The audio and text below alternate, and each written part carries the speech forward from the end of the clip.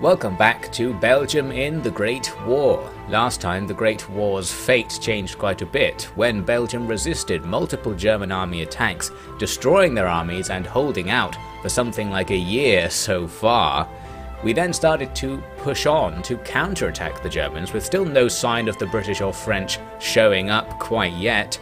And indeed we are going to be able to take Strasbourg right now after our efforts last time. It's just defended by a load of citizen militia type units who aren't very good. Even then, gonna save before auto-resolving because I have zero faith in Napoleon Total War.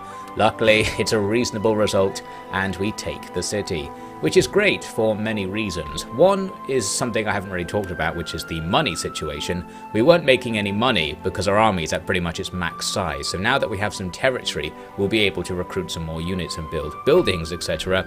Plus, now that our army is in a city, it will start replenishing, so our initial force, which has been fighting since the beginning of the war, will finally be reinforced.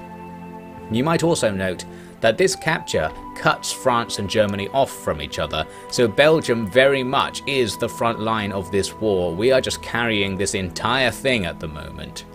I tried doing some tech trades with my allies to make some use of them. I thought maybe we can get some good tech off the powers that have them already by doing some trades or buying it off them. And unfortunately I wasn't really able to get anything. I think I eventually got silent films or something off someone or other, but no one would give me trench warfare, which is what I really needed at the moment.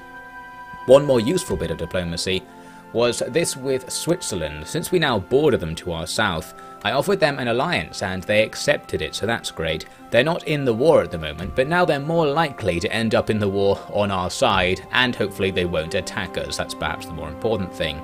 So there's trench warfare, we're working our way towards it. It's not going to be the 30 or something turns that it looked like it was going to be last time, because I've upgraded my university, and because I now have 2 barracks across our 2 territories, you get extra military research points, so that's going to speed that up quite a bit. And look at this, I waited, I don't know, 5 more turns just doing nothing trying to build units, because they take like 3 turns to build each. And France eventually started moving as if they're going to try and attack the Germans, so maybe finally the pressure can be taken off Belgium for a bit.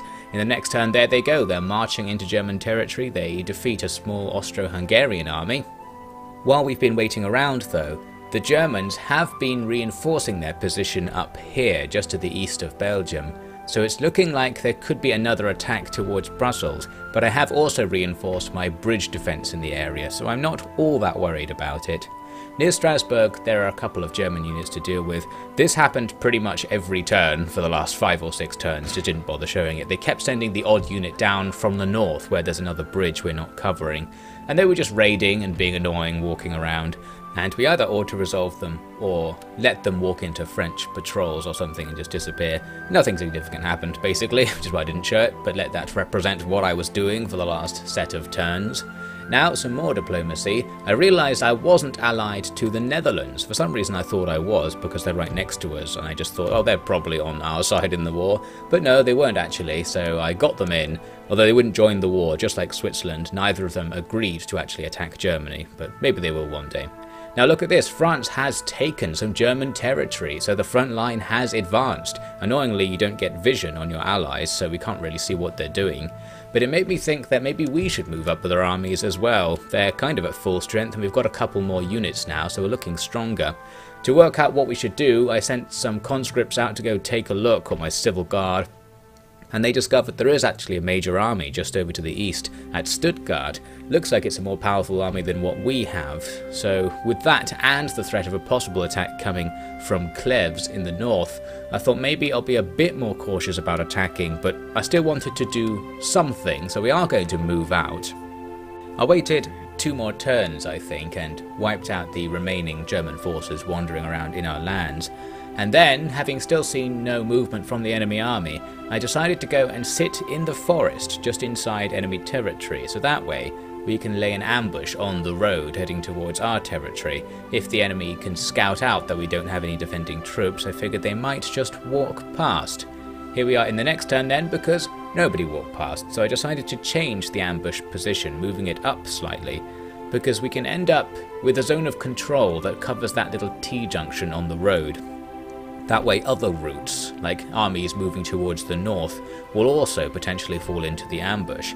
And indeed, that little Austro-Hungarian force that we saw standing there walked straight into the ambush, so I guess this worked out in a way. Seems like it could be an auto-resolve, but the balance bar wasn't that good, so I decided to do this myself. I put my artillery at the front of the enemy column and my riflemen along one flank, trying to avoid putting them on both flanks because I figured we'd end up shooting at each other. Anyway, the enemy decided to move all of their units towards my artillery at the south end of the map. So they're walking along the flank, or along the face of my firing line, and we're starting to cut that first unit down pretty fast. Our artillery are also firing and getting the odd kill, and I need to reposition the men on the end of my firing line because they can't really do anything, so we'll go after the enemy's artillery with those guys.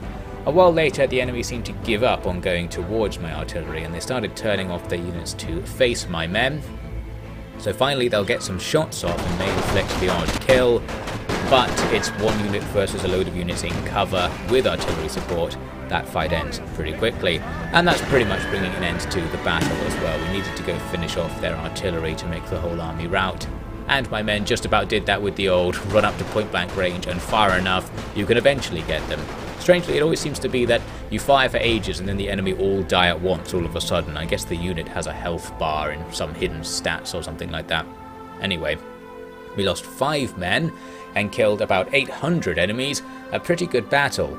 I was worried though, because doing that reveals our ambush, and I thought the big German army might come out and just attack us. Handily enough, it didn't. Now I could go on the offensive right now, but I still don't know where that German army is, and there's some incentive to wait right here because the French are bringing a couple of stacks up by the looks of things.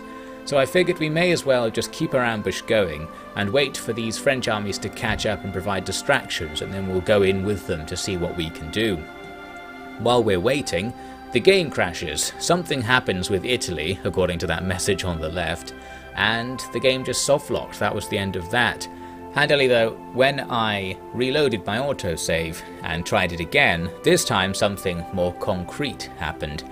What's happening is Italy is attacking Switzerland, they are joining the war, they have allied themselves to Austria-Hungary, and now, since we're allied to Switzerland, there's going to be this mini-war going on the side. I'm guessing the other Entente powers, like France, won't be joining the war against Italy right away unless they declare some separate war.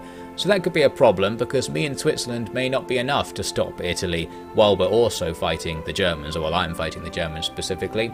And right here, that German army we'd scouted out before reappears walking down the road, and we can ambush them. They've got a big army, they've got flamethrowers, and they've got machine gun bunkers. This is a powerful force, much more powerful than ours. However, I figured that because we're ambushing them, surely their machine gun bunkers won't be of any use, they won't be able to deploy them. But unfortunately for me, that's not how this game works. So I went ahead and did the ambush, and as soon as I pressed start battle, a couple of things surprised me. One was that the enemy deployed in this blob at the end of their deployment zone, which meant a lot of my firing line is out of position again. And as we take a look at their force, there they are. They've deployed their bunkers, even in their marching column somehow. We could be in trouble here. So they're all facing forwards, meaning my men are behind them and off to the flank. That's a good start. At least I thought that would be a good start. It's going to be a moot point actually, as you'll see in a second. The fight got started with us annihilating the enemy general right away. That was pretty nice. The enemy's infantry are rushing forward though, and because they've deployed close to my militia and guns at the south end of the map, that's actually a bit dangerous. Our main army, our main rifle line, is to run up and try and engage the enemy quickly, but mercifully the game crashed, so that gave me the chance to start the battle again, this time with some foreknowledge of the enemy's deployment. I still didn't get my line into a very good position by the looks of things. And again, it ultimately doesn't matter because the game just crashed right away. I had a hunch as to why it was crashing in the Total War engine. Random crashes are often caused by particle effects going off near the camera, like explosions. So to counter that, I'm just going to keep the camera a bit further away from the enemy army as we get through this first bit of the battle where the CPU is chugging to process all these AI moves. Anyway, this time I've deployed much better. I've got most of my troops near the enemy, so we're shooting them down right away. Their cav just gets annihilated because it gets too close. I noticed though that some of my men were firing at the bunkers, which probably isn't going to do any good. So we need to not rely too much on fire at will and target the squishier infantry units. The problem with this is now we're giving our men attack orders, which is often a big no-no when it comes to ranged units in Total War. They are on guard mode, but it doesn't work. So when the units they were targeting walk off to go and target our guys in the south, it makes our guys move forwards out of cover, and they're going to start encountering some trouble because of that. So yes, we are going to have more issues with our guns since the enemy are rushing them with tons of infantry. I thought I'd try and counter by putting my men in light infantry formation behind the enemy's bunkers to shoot past them into the back of the enemy's main blob, but this is not going to work very well. The first hint that we're in trouble is right here, when one of our units suddenly routs after taking some losses from something. It didn't look like we're under much pressure in this area, so I was like, how come they routed? But I just passed that off as well. Maybe they just suck, maybe it's low morale. But then another unit suddenly routs, and I was like, why are we losing men here? So confused, I started moving away. I began to suspect that these bunkers are more than meets the eye. At the front, where our guns are, looks like the enemy are about to arrive. We could be in trouble here. Mass melee is about to break out, but I'm not going to order the guns to move. They can just keep firing at point blank range. Now I came over here to take another look at the bunkers, and you can see clear evidence that yes, these bunkers have a 360-degree arc of fire. It looks like they would shoot out at the front, but they absolutely can shoot to their flanks and behind them. There's just no animation for it. So our men were actually getting annihilated, and I just didn't even really notice during the fight. At least here, the enemy's main blob has just routed en masse. I guess because it's an ambush, they have the morale debuff from that. So our random civil guard units and the guns at close range were able to just take out unit after unit and clear them out of the field. So the immediate threat there is very suddenly over. The rest of my men are mostly focusing on now running away from the bunkers so we can assess the situation. The bunkers don't have any projectile trails, nor do they have muzzle flashes, so it's hard to tell what they're shooting at. It's hard to work out how threatening they really are. So, to discover this, we're just going to walk away and look at the ground to see where the shots that are hitting the ground are kicking at mud, and we can kind of work out how these bunkers work. One thing we discover is that they actually have a really long range. I think they have 2 to 3 times the range of a rifle for some reason. So our men, even relatively far away, were getting annihilated, and again, because there's no projectile trails, you kind of don't notice it. We just lost half a unit without any indication or warning. It's pretty deadly, this stuff. We need to really pay attention to these bunkers. Once everyone's far enough away, we stop losing men. But even at this distance we see here, the enemy are still shooting at us and bullets are landing right in front of my men. We're not even safe at this huge looking range. We're even behind a couple of hills and behind trees and stuff. These bunkers have absolutely no mercy. And of course we're going to struggle to take them down because they're just sitting there. We can't walk at them. All we can do is try to hit them with our artillery, but the artillery is very inaccurate as usual, and the bunkers aren't that big, so we just sit here missing over and over again. Adding to the bunker's set of tricks is its apparent ability to fire at units that are even hidden. I tried hiding my men in the forest, and once they're in hidden status, the AI shouldn't be able to fire at them, but they are still firing at them. I initially thought, right, we're just going to walk everyone to the edge of the map, but then I realised immediately that's a bad idea, because we want these men to keep getting shot by the bunkers. Since they're not really taking casualties, the line of fire is too obscured. We are just drawing the enemy's aggro, essentially. If those bunkers wanted, they could shoot forwards and absolutely wipe out our guns, and then we'd have no chance of destroying the bunkers. Here we can see it does work sometimes. We eventually took out one of the bunkers, and the crew decided to start walking right at us, perhaps to get revenge. Now I figured that wouldn't be a big deal, but actually there's another trick to these bunkers, the crew have some kind of invincibility status. We kill one of the guys, but the other two keep just walking at us. Bullets are sailing all over the place, but seem to just be missing all the time. You probably can't hear it, but there are constant damage and screaming sound effects, as if these guys are being hit by something, but they are unstoppable. We've got a Terminator situation. They just walked their way in weird slow motion right up to my lines, and I had to order all the men to cease fire because we're about to get crossfire, friendly fire going on right there. The only hope left is that we can somehow stop them with a melee. They may be bulletproof, maybe they're not knife or bayonet proof, so I ordered the infantry to charge right at them. Handily they didn't go for my guns, they just kind of walked around for a bit once they got here, so I was able to catch up before they wreaked any havoc. Now the melee breaks out, these guys just have short daggers, figured we'd be able to team up on them. We kill one, so there we go, there's proof that it can be done, and eventually someone else manages to get the kill on the other guy. So they have some kind of strange resistance to ranged attacks. Maybe it's inheriting the bulletproofness of the bunker's exterior itself or something. It somehow affects the crew as well. That's pretty good. So we've taken out one bunker, the rest are still out there, and we're going to skip over to when I finally defeated all of them. It just took ages to get our artillery to break the bunkers open, get the crew over, and then try to either kill or rout them.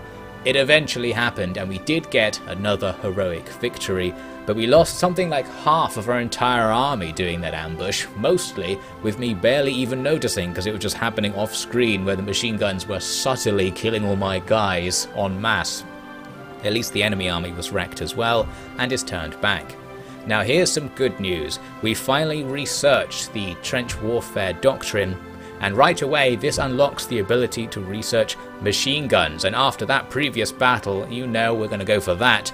Right now we need to get in on this big exploit train. Our army will go back, will research machine guns, and hopefully the damage we've done will allow these advancing French armies to follow up and actually achieve something. Now, here's a turn up for the books. The German Empire came to us asking for a peace treaty. Clearly we have humiliated them in all of our victories. Now, while accepting this would probably damage our side's cause, I'm going to accept it anyway because I was quite up for this. Given that I now know I need to probably modernize a bit more to be on par with the German Empire, I thought, well, if you're not going to invade me for a bit, that should help me out. That gives us some time to deploy some machine gun bunkers at some point. Hopefully anyway. So we go with the peace treaty, although we're still under threat. Not only has that French army that advanced apparently been defeated, but the Austro-Hungarians have moved over to this front and we're still at war with them. We'll just defend our town for now, since they may come over and attack us. I don't have any income at the moment, our army's too big again, so I'll have to disband units if I want to build more modern units later on, but we will cross that bridge when we come to it.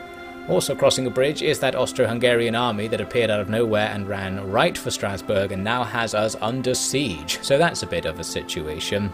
At the start of the next turn, you might also note we're at war with Germany again for some reason. I'm not sure how they managed it, but possibly they came back into the war through their allies, so I never got the declaration or what have you.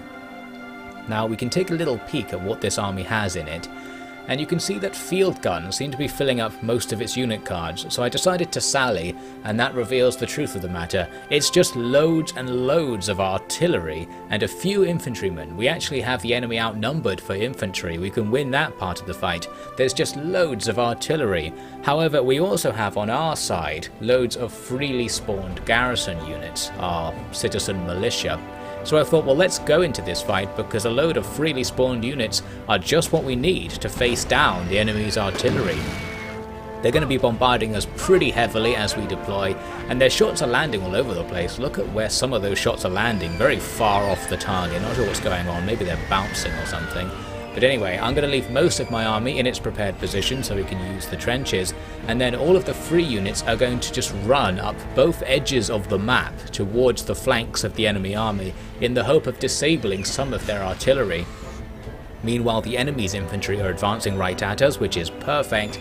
The enemy artillery barrage did take out my commander somewhere among my artillery, so that's not going to help, especially with the low morale citizen units going out on their own for those flank attacks. Now they're going to be very vulnerable to routing, but still, we're going to try. The artillery has all been left alone by the enemy infantry, which is rushing right at our entrenchments. That's all going to be good, of course. We've seen this several times already. Not only do we have more men than them, we've got cover, and we've got some light infantry who outrange regular rifle units and can do damage before the fighting even starts. Very nice. Plus, now our citizen units are in position, ready to start their attack. The enemy seem to be on to me. They're trying to move their artillery away, but of course it's too slow to do anything much or get very far. We start firing at them then at point blank range, but as we've seen again in the past, this isn't very effective. The artillery can just shake off this sort of close range gunfire, and with the low quality of the units we're making the attack with, it's particularly bad. Just nothing's happening over there.